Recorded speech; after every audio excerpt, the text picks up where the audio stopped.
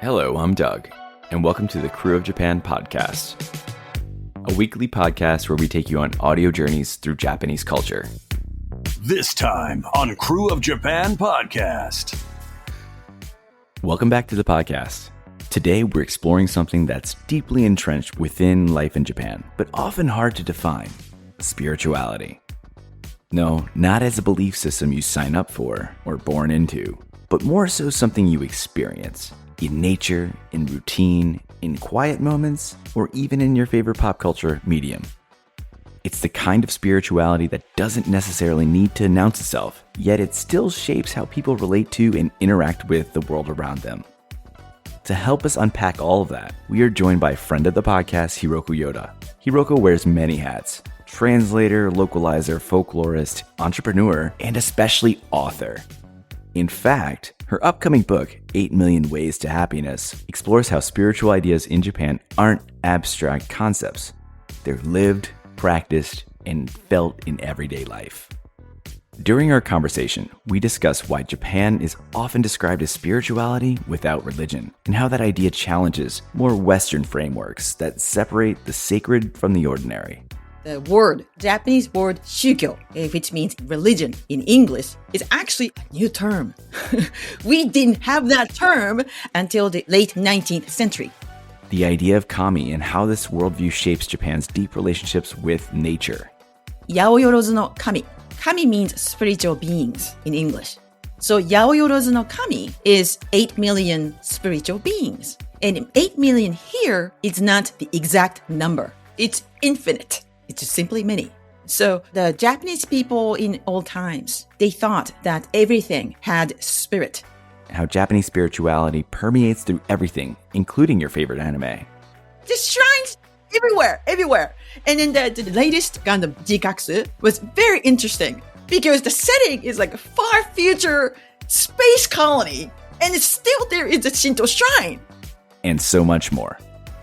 Hiroko also shares her personal stories, from childhood memories to experiences that she had while researching this book. And those stories illustrate how these beliefs aren't just cultural artifacts, but something people can carry with them throughout their lives. It's a thoughtful, relaxed conversation that touches on folklore, modern life, and what happiness can look like when it's rooted in connection rather than achievement. But enough of my rambling, let's just jump into our conversation with Hiroko. Let's go.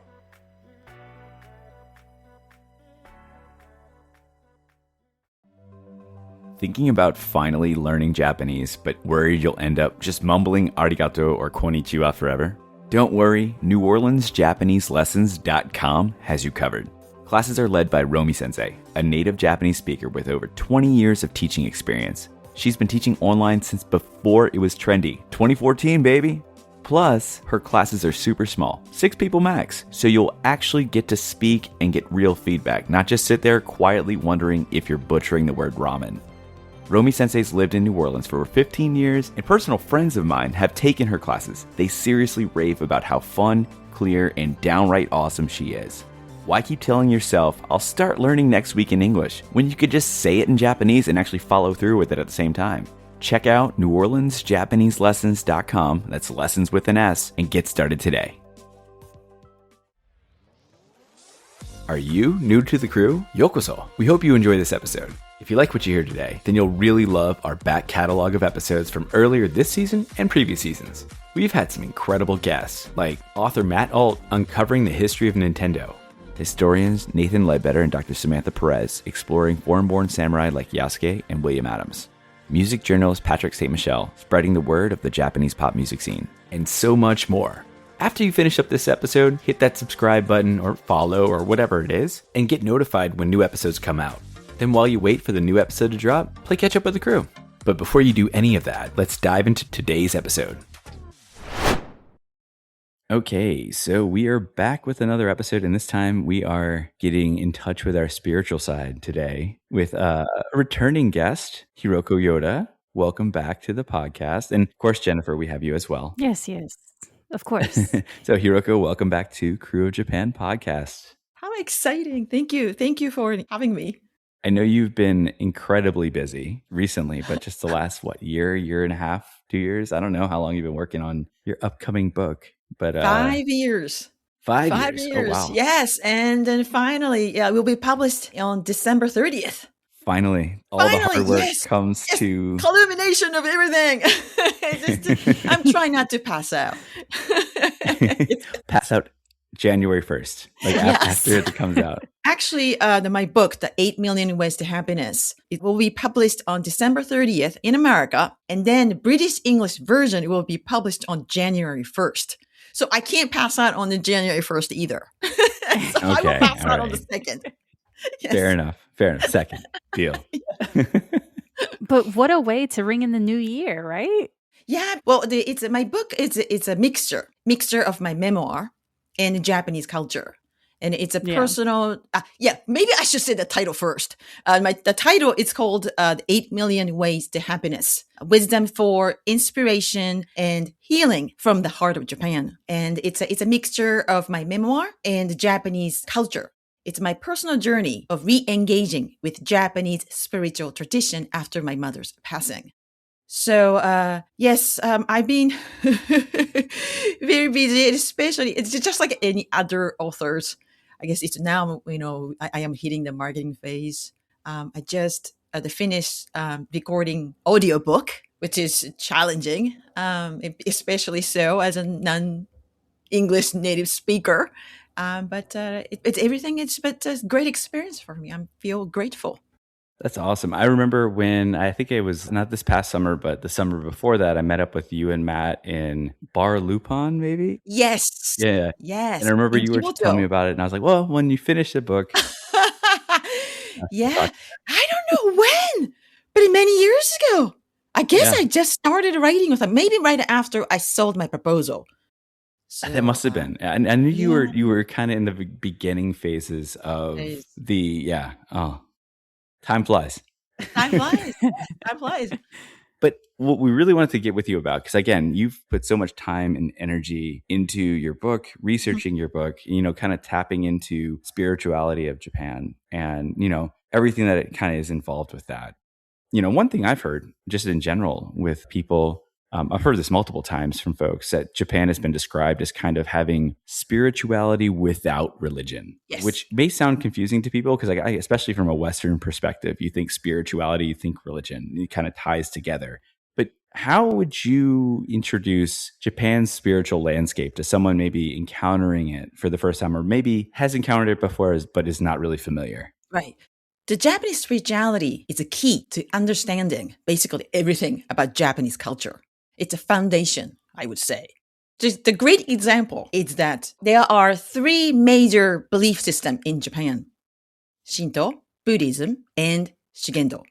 And the number of the temples and shrines is actually 3 times more than the number of convenience stores. You know how ubiquitous the convenience stores are? It's just convenience stores everywhere, but there's 3 times more. And most of the temples and shrines are open to public. Anybody can go in as long as people act in respectful manner. So I go a lot to the temples and shrines to rebalance myself, or simply just checking out. But if people ask me, are you believing in religion, or are you religious? My answer is inevitably no. And I know I'm not alone. The vast majority of Japanese people, even though we go to shrines and temples a lot, we don't see it as a religion. It's a part of the culture. It's a fabric of our life. And before I go into this, I'd like to give you a big picture.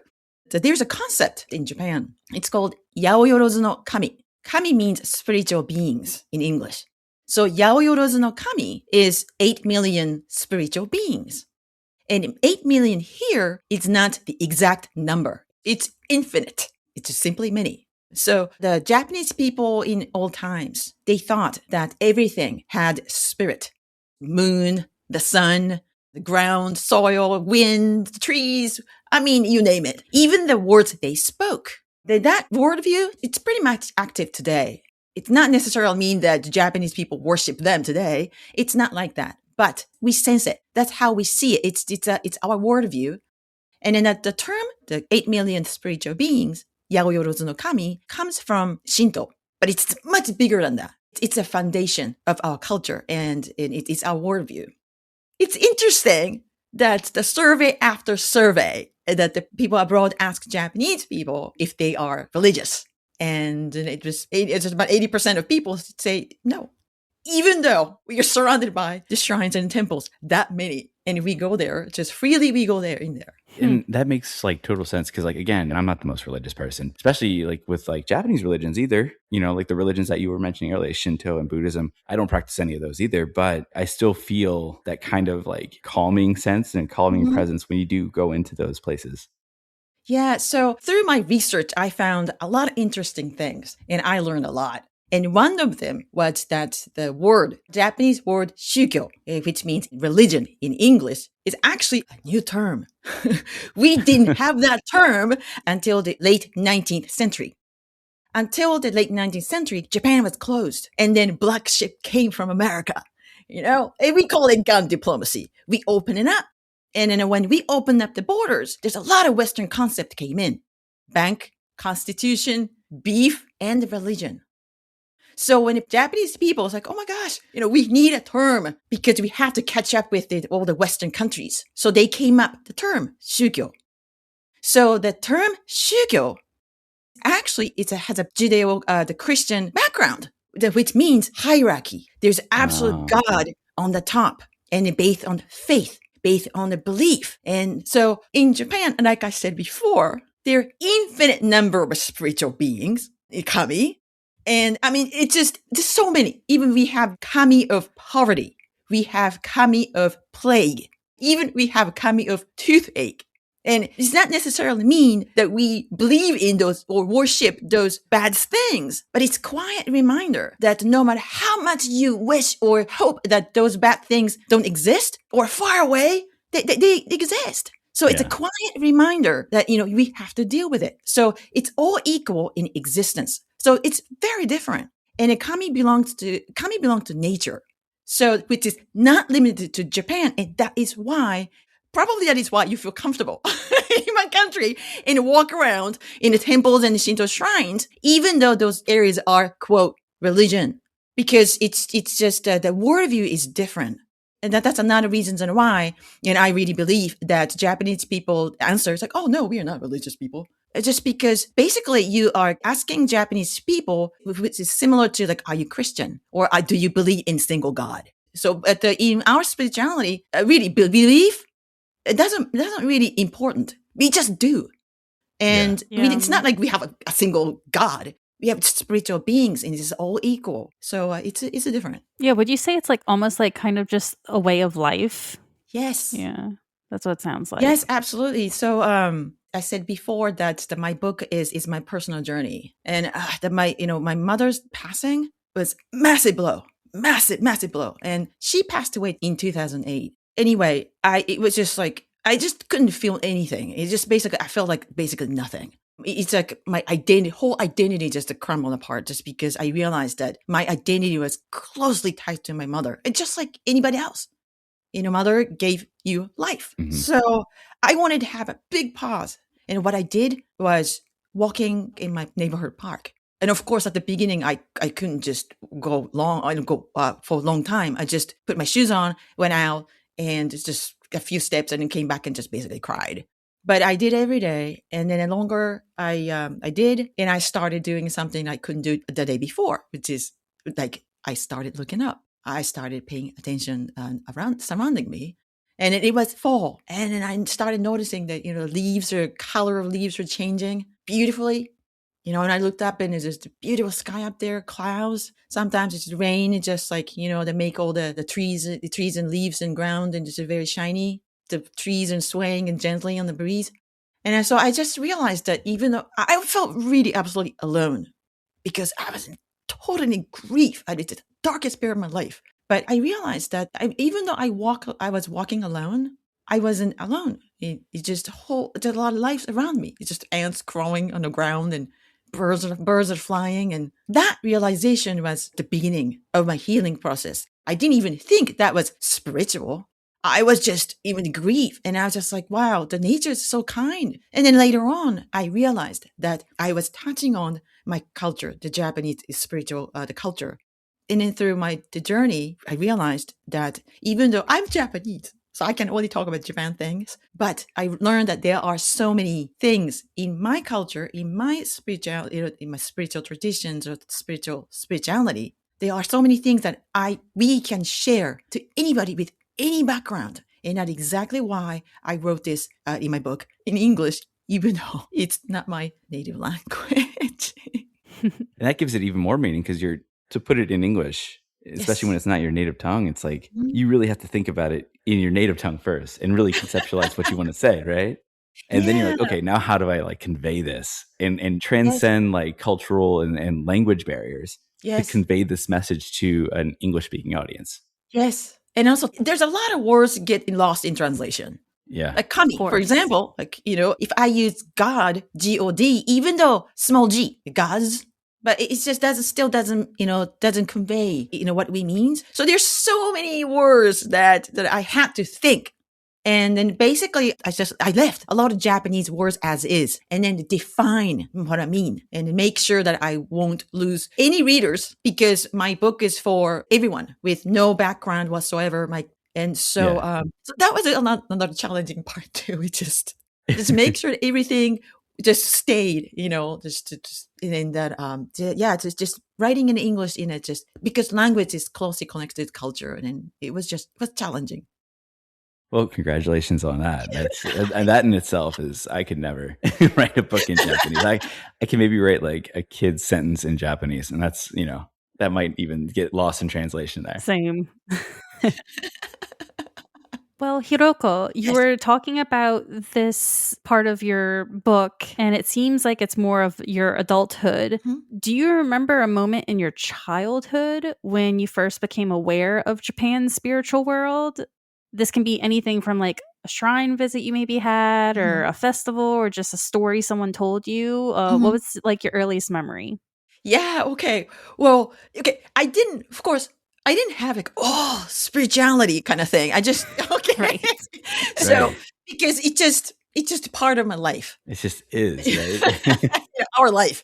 But I talk about this in my book too. But I think my first quote unquote encounter, or I guess, was my play, my ad hoc play. I called myself the Playing Grave.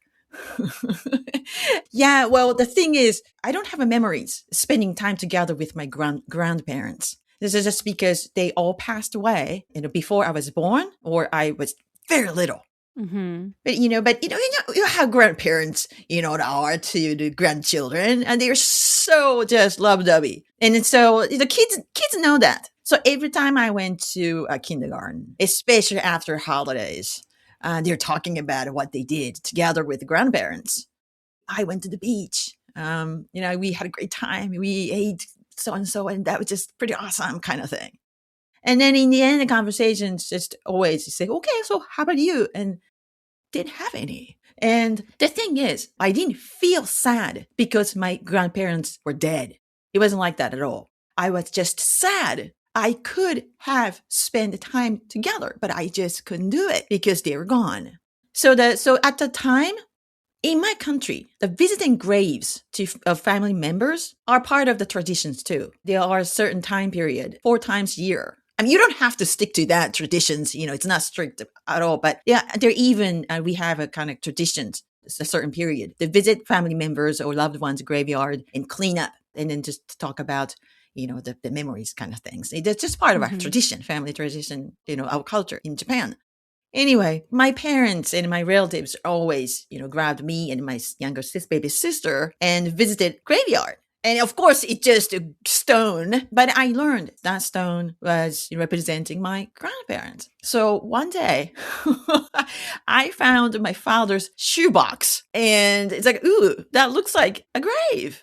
And I wrote basically my great grandparents' grave. And I created my own grave and just pretended I just pray there. And then my mother was just like, what are you doing?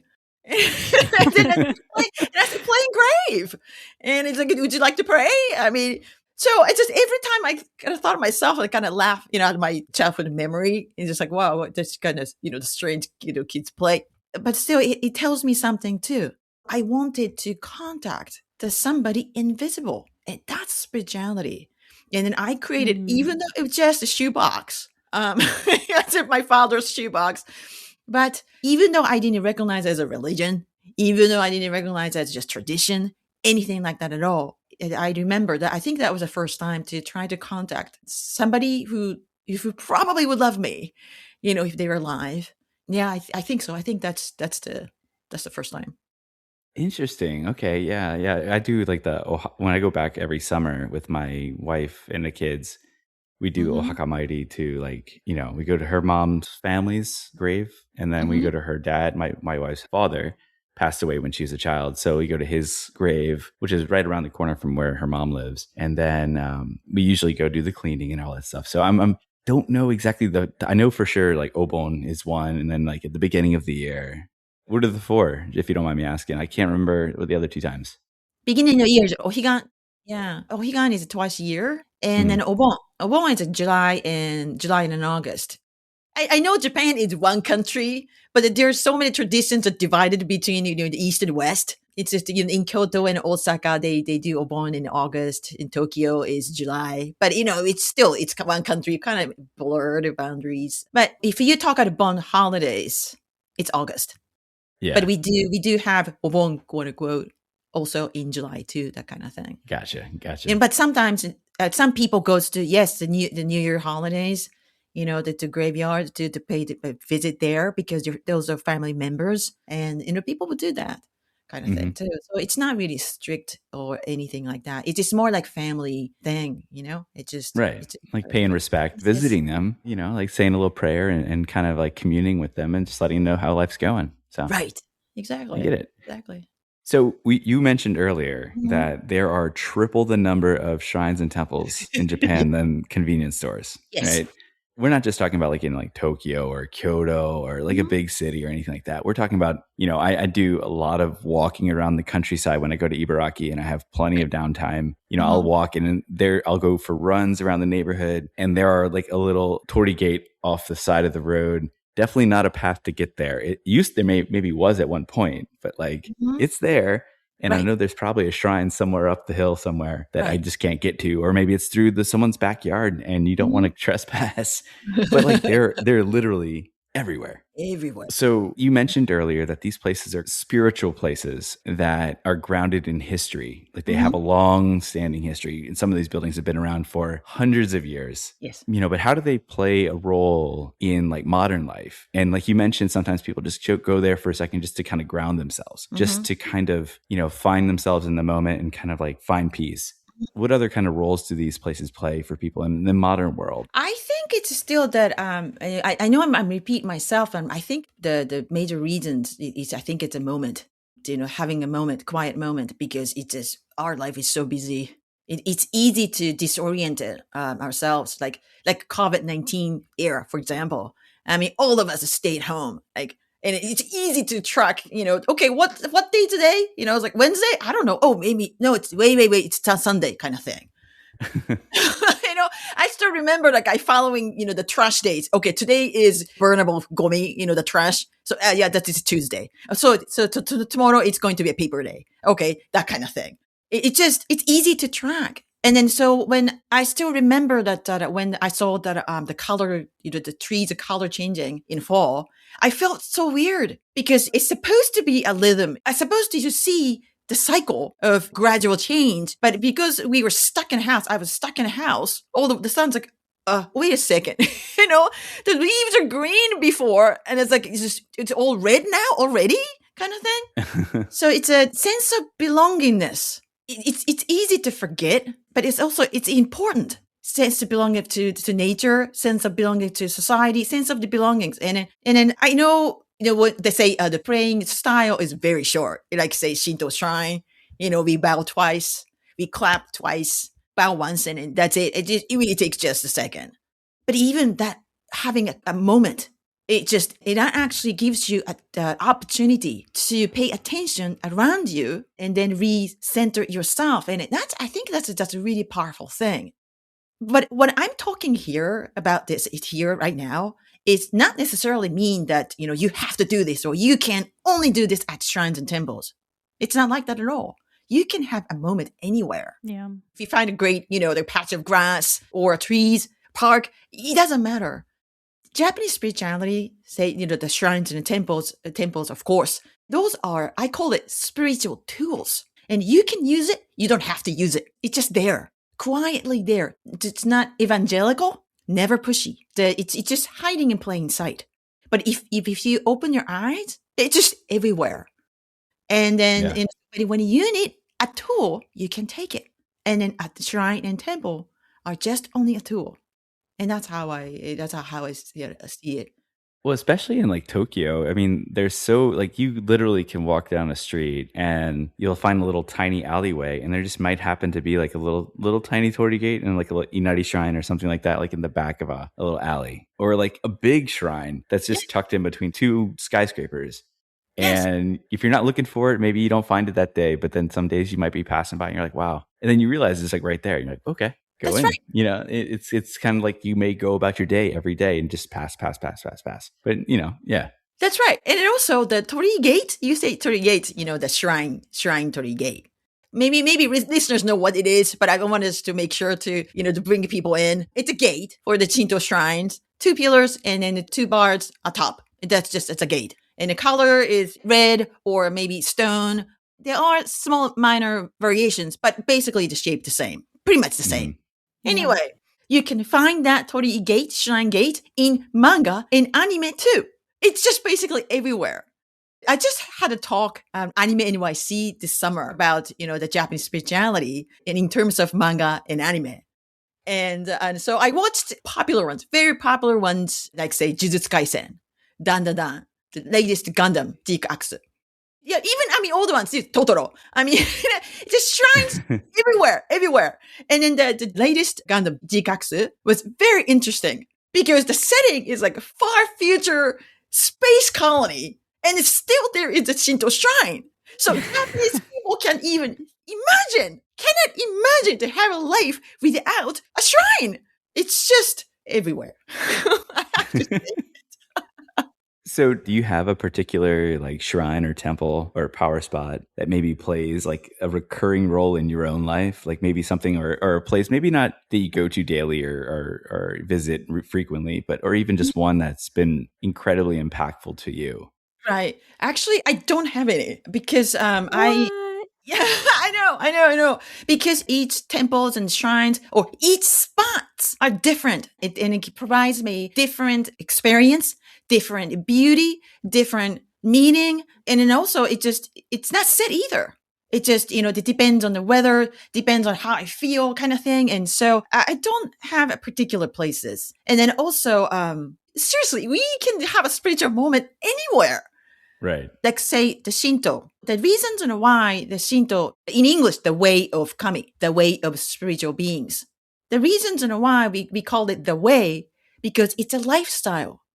So you can incorporate in your lifestyle, and then when you have a feeling of awe, it's like, wow, whoa, kind of thing. That's Shinto.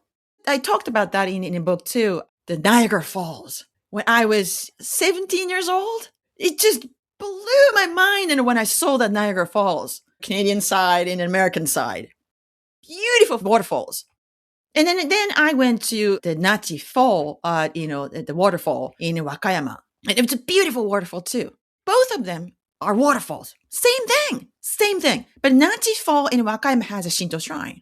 And in Niagara Falls, of course, it's a tourist spot. Of course, there's no Shinto shrine. But what I felt, the feeling of awe or wow, blew my mind. It's like, where is this water coming from kind of thing. That's spirituality. Yeah, so so that's just why I don't have this particular place. It's a temple and shrine. It's a beautiful place, but I really think at least, as a culture, I'm not, a religious practitioner or parishioners or like that. So I cannot speak of everyone.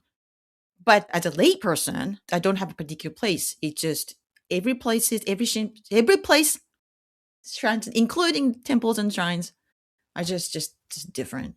Honestly, I can't really pick one particular place myself. Like I've been to, and I post this whenever I go back and visit, and I've been doing this for a while, but like, I try to kind of just go and see a bunch of places, like whether it's in Ibaraki, whether it's in Fukushima, Tokyo. I did the Hachiju Hakujo in Shikoku back during my jet years. And I can't really pin one particular place as my favorite. I mean, there's a couple that I find are really photogenic, like Kanda Myojin at night, it looks beautiful, but it's really hard you feel a little connection. Like you said, it could be the weather changes how you feel about that moment. You too. It just depends. Right. And also that number that I said was just only limited to registered to the Japanese government. In other words, official.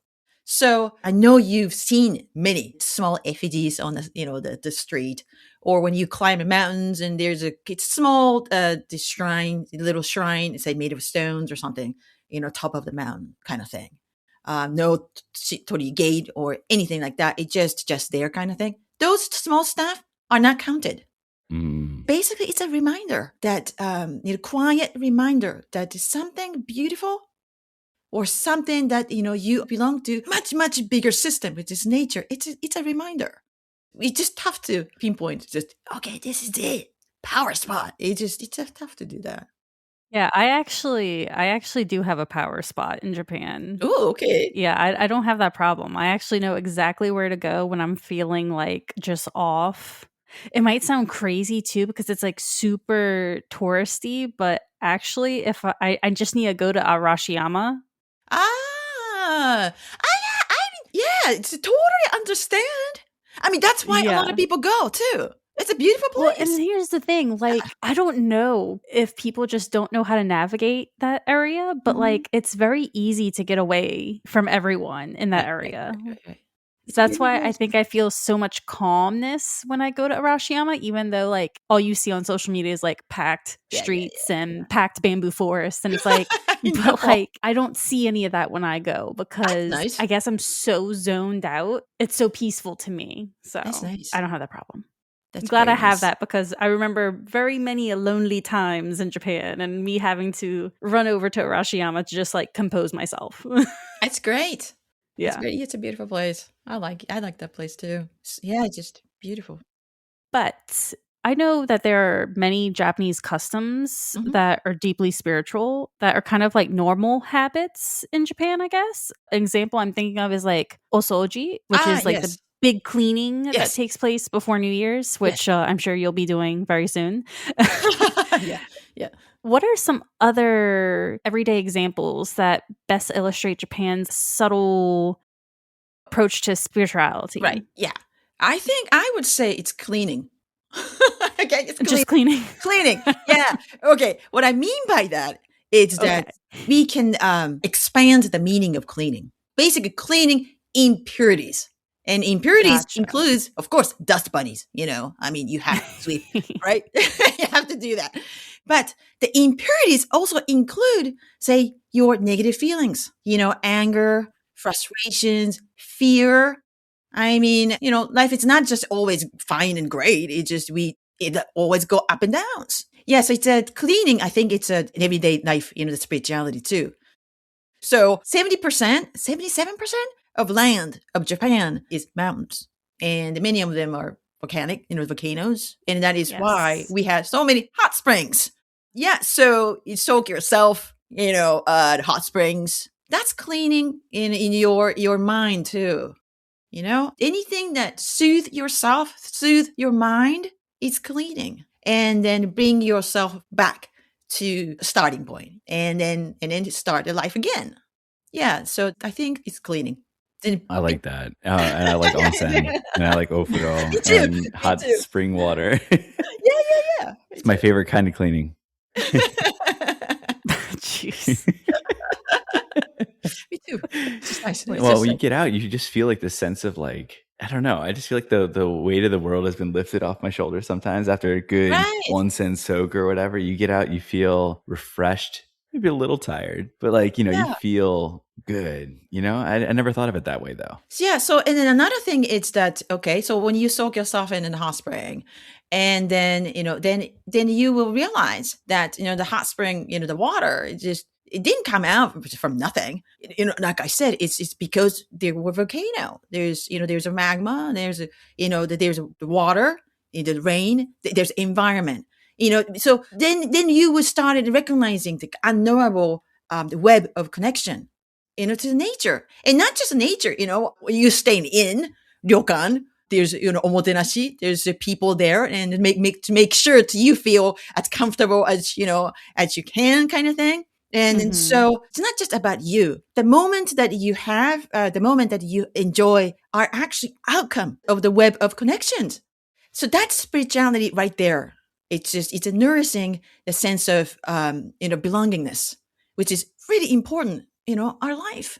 Yeah. So even though it's a hot spring, it's great. Right. But we can still talk about the big stuff too. Spirituality. Yeah. So you mentioned earlier, and the question I'm about to ask you, when I wrote it up, I actually had two major religions in there, but of, Shinto and Buddhism. But obviously you mentioned the third one, which was, I think you said it was Shugendo. Shugendo. Right?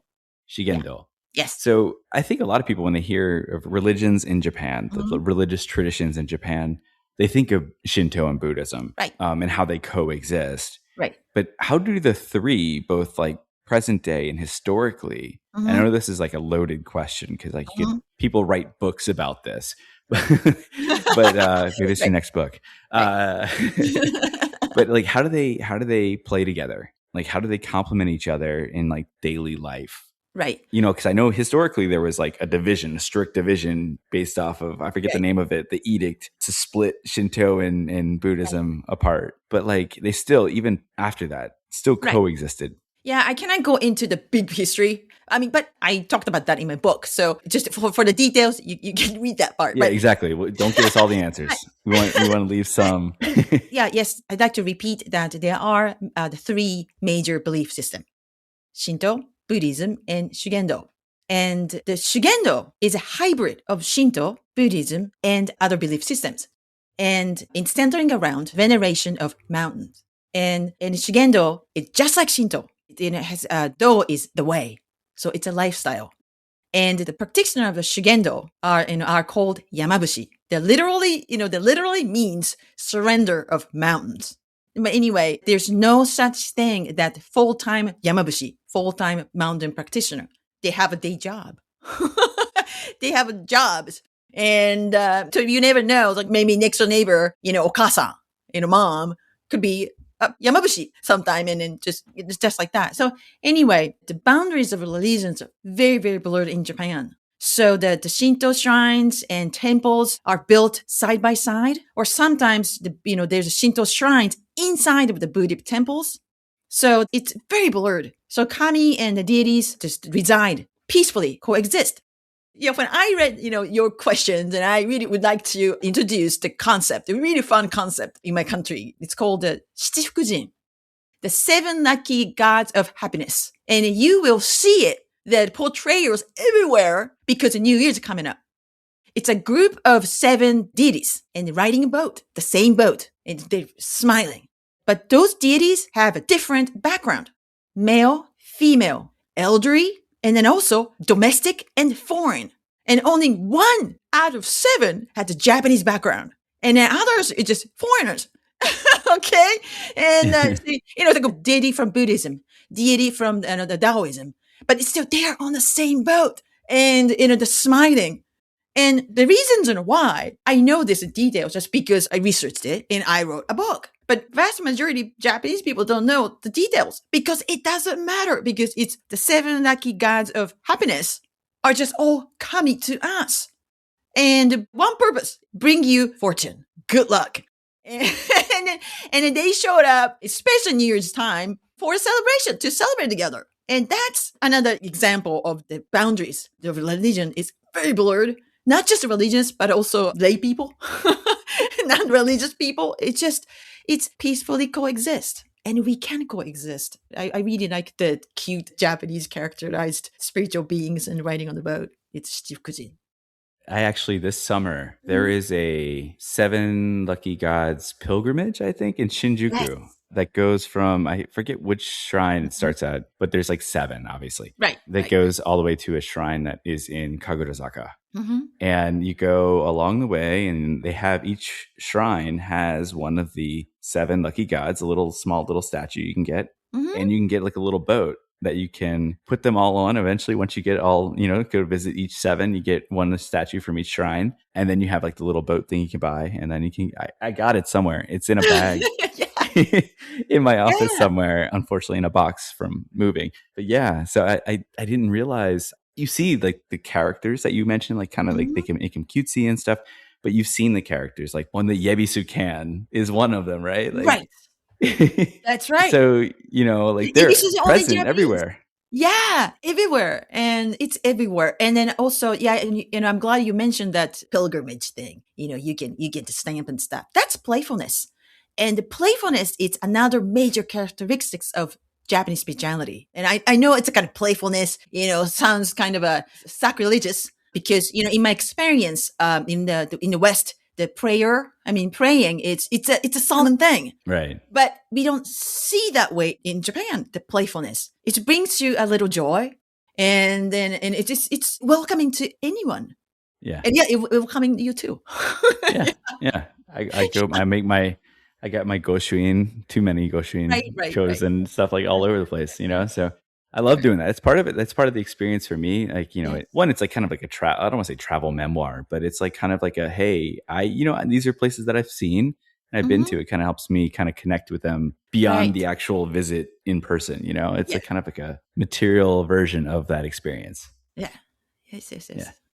Well, when we last had you on the podcast, Hiroko, we were talking about your previous work, Yokai Attack, where it digs into folklore surrounding yokai. Right. How do those tales continue to influence like modern behavior attitudes in Japan? And was there a particular story that sparked your passion for folklore study or shaped how you see the spiritual world? Yeah, so I have been always interested in Japanese culture, history, and tradition always. So the writing about yokai was just only part of it. The reasons and why I published a book with Matt, my husband, was that until then, almost everything about, the Japanese things were exported. Sushi, cards, game software, manga, anime, Pokemon. Almost everything except the concept of yokai. But because game softwares and mangas are out, all the kids, they've seen yokai, say kappa. Or if you eat sushi, there's kappa maki, kappa roll, cucumber roll. So like, kappa is a yokai, But nobody recognized that, of course, because there was no book out there explaining in English. So I wanted to, write a book. I told Matt, it's like, I want to be a queen of yokai. I just want to be a cheerleader of yokai to the world. And then luckily, the publisher picked that up and we published the book. And then we made a sequel, as you know, that we did Ninja and the Yurei, the Japanese ghosts. The reasons and why we did trilogy of yokai, ninja, and the Yurei, the ghosts, are closely tied to Japanese tradition and history. So it was a matter of course that the next move would be kami, the spiritual beings. But the thing is, the title of those books called Yokai Attack, Japanese Monster Survival Guide, Ninja Attack, and the Yurei Attack. It's just attack. So we can't do that with with the kami. The kami aren't attacking you. Right. And also those books have the manga drawings because it's a guidebook. Right. Well, as I said at the very beginning of this, talk, that there is infinite number of spiritual beings. So we can't do the infinite number of drawings. And then on top of that, it's a foundation of culture. I'm talking about a big subject. So that was actually a driving force and a huge impact on me. And then because the yokai, ninja, and then the yurei are just the beginning of my deep dive. It's those things, a concept it's a big part of spirituality. So that's why it took many years. And so I cannot believe my combination of that is coming out in 3 weeks.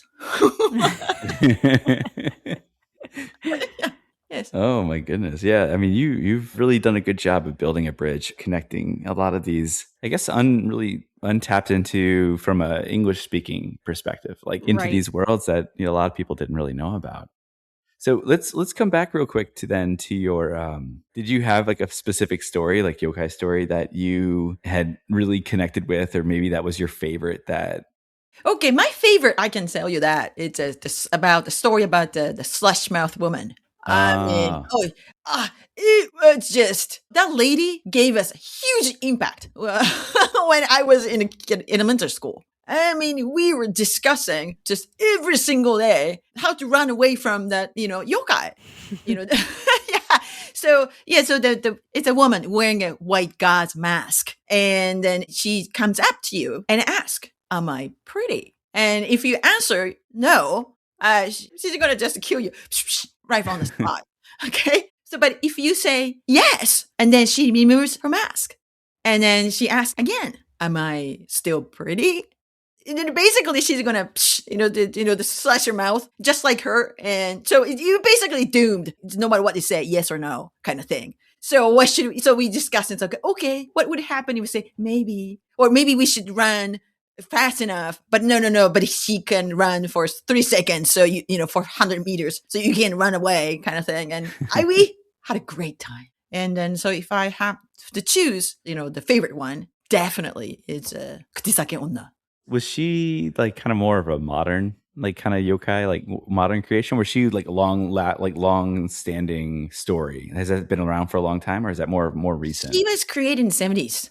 So 70s, okay. Yeah, so it's modern. Recent. I mean, 70s. I know as for kids, she just like God, it's like Stone Age, but but it's a modern compared to speaking, because concept of yokai has hundreds and hundreds. I mean, you can trace back to like 1,000 years. Yeah. It's kind of like horror. I guess you would kind of, if you had to find a Western equivalent to it, it would be like kind of like the Freddy Kruegers and the Jason, like, the horror film, like kind of like these like figures that kind of like torment, not to say torment you, not all of them torment, but right. That's like Slender Man or Blair Witch or, those kind of like things that pop up. I feel like Slender Man is actually a really good comparison. Yeah. Well, the concept of Kuchisake Onna, the mouth-thrust woman, was taken to drama and movies in 90s. Yes. And those dramas are very, very good. I watch them. But those are all like, it's compare, I think it's perfect, the equivalent to, Freddy Krueger or, that kind of stuff. But but the Kuchisake Onna, the mouth-thrust woman, to us in the 70s are more like icon or character to play with.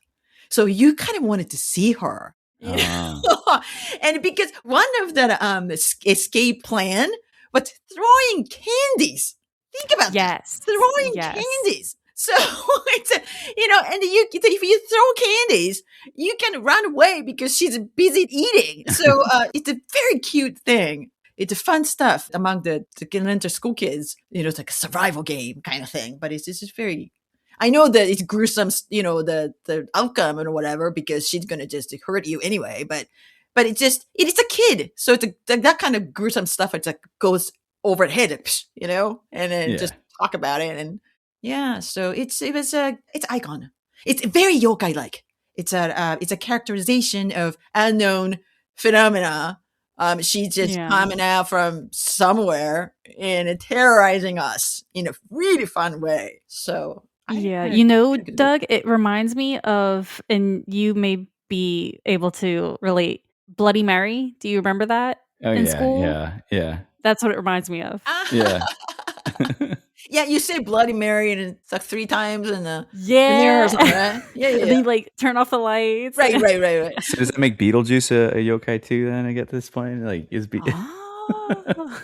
see, okay, Beetlejuice, I don't think Beetlejuice is not yokai. You know why? Because Beetlejuice is the only one. Yokai is a concept. I always talk about the Cookie Monster, as an example. I mean, Cookie Monster is not a yokai because it's a copyrighted characters, but that's besides the point. But if the Cookie Monster's name is a capital, the big capital C, the Cookie Monster, only one, he's not yokai. But if it's small c, Cookie Monster, Cookie Monsters, and then the story attached to it, right? It's like it's like you had the cookies in the jar, and then it turned around, it was just all gone. You heard this noise, whatever kind of thing. There's variations, but it's pretty much the same. It's just cookies are gone, kind of thing. It could be a yokai. So yeah. Yeah, they told us about this the last episode that they were on. That episode I remember now. I think y'all recorded that the night before my second son was born, and I popped in to say hi, and then I had to leave. So I didn't get to participate, so I'm not going to derail this conversation anymore. Talking about are the Smurfs a yokai or not? That's I'm not going to go there. For our listeners, though, if you're interested in knowing what Hiroko is talking about, go back to that episode. Season we'll 2. link it. Right. We'll link it in the show notes. Yeah. Yes. But it's interesting because after we published, Yokai Attack, there's so many people out there. They're asking, what's the difference between kami and yokai? And so it's they're different, but the boundaries are very blurred because both of them are characterizations or avatar of unknown phenomena or natural phenomena, both of them. So I think the difference between the two, the yokai and the kami, and I think it's a feeling of awe. There's a rising. Rising is a kami of thunder. Thunder is, it's scary. It's like, brr. I mean, if you get hit lightning and you just die. But at the same time, it gives you abundant harvest. So the people felt awe, and that's kami. But there's the kitsune no yomeiri, that's a fox wedding. That's a yokai concept. And, sometimes, it rains even though the sun's out. And sunny day, but it's all over the sun, and you feel kind of raindrops over your head.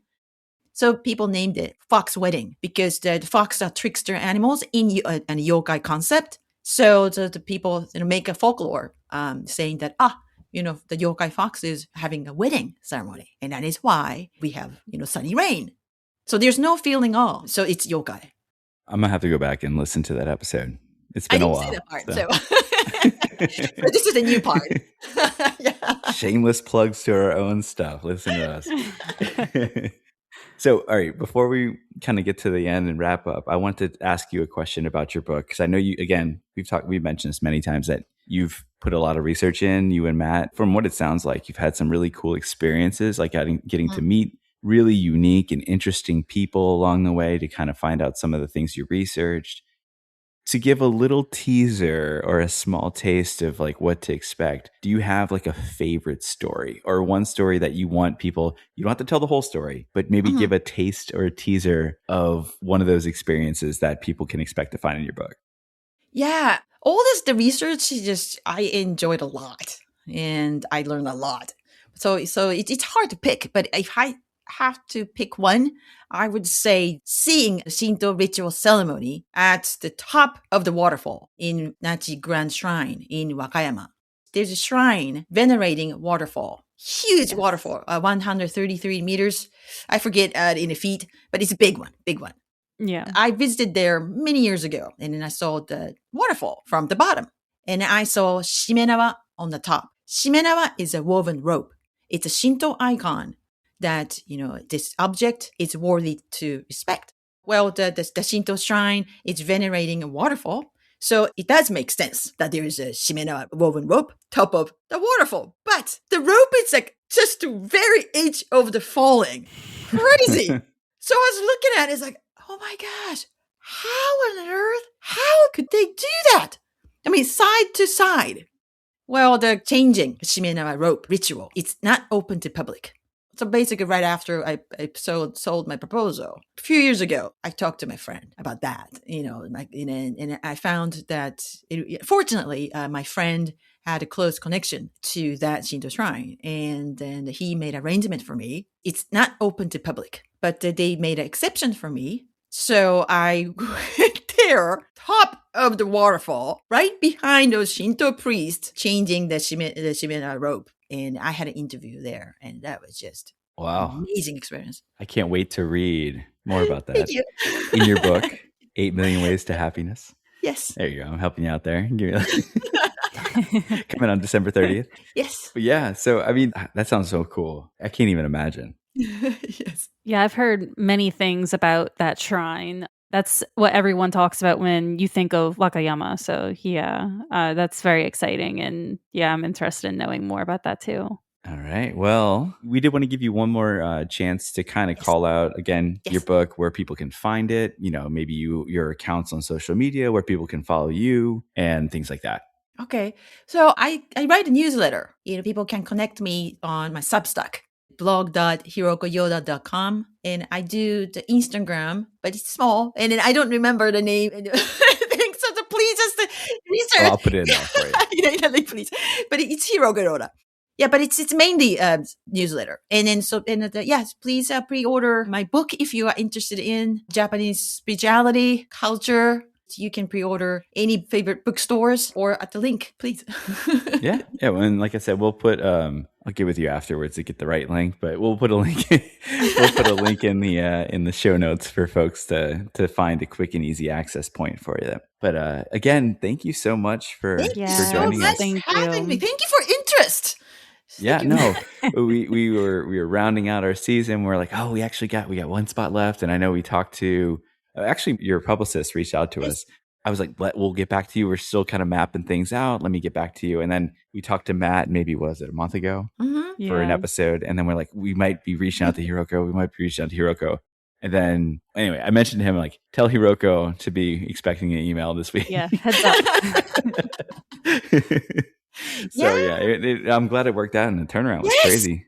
Absolutely. Fast, so. Thank you so much. I mean, it's you guys are just so close to Japan. I've got your horn. Oh yeah, the recording audiobook. I mean, of course, all the words are difficult, but one of the most difficult part to pronounce was my quotes from Lafcadio Hearn. Definitely has his own unique voice, and of course it's a written words, and but I did the best. I did the best. That's all we can do, right? Anyway, so what I wanted to say was that I'm so grateful. I feel so grateful that you have me on, especially just because you guys have close, the close ties with Japan, and it's my book is about Japan, but also it's not just Japan. It just I don't know. It's about us people. Yeah. So I'm glad. Life. Thank you. Thank you very much. Yeah, thank you. Thank you for coming on. It's just fun. And let's not wait 4 more seasons. What was it? 4 seasons in between? We'll have you on again. We'll come back on. Yeah. Anytime. Yeah, for your third book. Third time. Actually, I'm started working on thinking about this the next book. So stay tuned. I made it happen. I have to tell my book this first. So you're addicted to pain. I spoke it into existence. Well, then we look forward to that. There we go. All right. Well, thank you again for coming on. It's been a lot of fun. Nice talking to you. Thank you so much. And that's a wrap on our conversation with Hiroko Yoda. A huge thanks to Hiroko for joining us and sharing her time, stories, and her deep knowledge of spirituality in Japan. Conversations like these are always a reminder that these ideas aren't just historical or philosophical. They're lived experiences that continue to shape and evolve everyday life in Japan. If today's discussion resonated with you and you want to learn a little bit more, or a lot more, definitely be sure to check out Hiroko's upcoming book, 8 Million Ways to Happiness, dropping December 30th, 2025, in case you're listening in the future. It's a fantastic deep dive into how spirituality, folklore, and cultural wisdom intertwine. We'll have links to not only this book, but her other works like Yokai Attack, her socials, and her Substack, all in our show notes so you can explore more of what she's been up to. Be sure to check it out.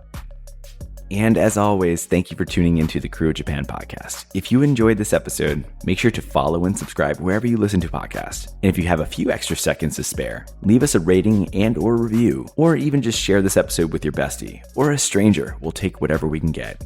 Every single one of those 5-star ratings and reviews helps others discover Krewe of Japan and join our global crew. Any and all support is greatly appreciated. What are your experiences with spirituality in Japan? Share with us on social media. Blue Sky, Instagram, Facebook, TikTok, LinkedIn, YouTube, Twitter /X, whatever you want to call it. Just search Krewe of Japan podcast to stay in the loop for our future episodes, upcoming Japan Society events, and other Japan-related content. That's KREWOFJAPAN, Krewe of Japan. Or if you want to reach out to us directly and more privately, send us an email at krewofjapanpodcast@gmail.com. We'd love to hear from you. But that's it for today. Until next time.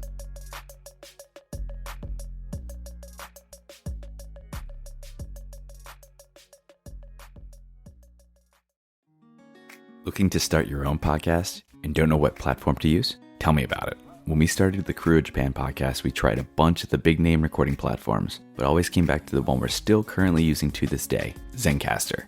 Zencastr is now the all-in-one solution making podcasting easy. In addition to its high audio and video quality for podcast production, Zencastr provides a full suite of production tools to record, produce, and publish studio-quality content from the comfort of your home. Just log in through your browser and start recording. It's that simple. For us, we simply send out links to our guests and they join the lobby. But before you know it, it's all done and you have your studio-quality audio and up to 4K video right there ready for you right when you finish. The best part is having their multi-layered backups to ensure that your recordings are in the highest quality, regardless of anyone's internet connection stability. With Zencastr's all-in-one podcasting platform, you can create your podcasts in one place and distribute to all the major destinations. It's really that easy. Go to zencastr.com/pricing and use our code CREWOFJAPAN, KREWEOFJAPAN, and you'll get 30% off your first month of any Zencastr paid plan. We want you to have the same easy experiences we do for all of our podcasting and content needs. It's your time to share your story.